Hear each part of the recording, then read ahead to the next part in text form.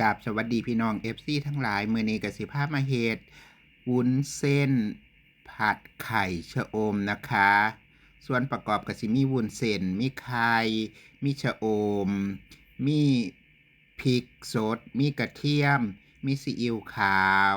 มีน้ำตาลทรายมีชูรสหรือไผบ่มักก็บ่ต้องใส่ก็ได้แล้วก็ซอสน้ำมันหอยและพริกไทยแต่ว่าสูตรของดิฉันก็สิมีแต่ซีอิ๊วขาวน้ำตาลทรายแล้วก็ชูรสเด้อค่ะวิธีทำก็ให้นำกระทะขึ้นมาตั้งเตาแล้วก็เทน้ำมันลง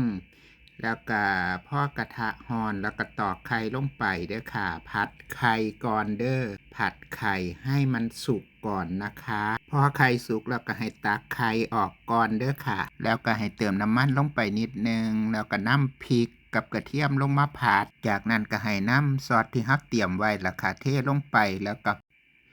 ก็ตามด้วยวุ้นเส้นผัดให้เข้ากันแล้วก็ตามด้วยไข่ที่เฮาตักออกไว้ใส่จานไว้ล่ะค่ะนำลงมาผัดให้เข้ากันแล้วก็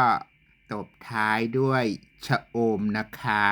เท่านี้ก็อร่อยแล้วนะคะสำหรับวุ้นเส้นผัดไข่ชะอมค่ะ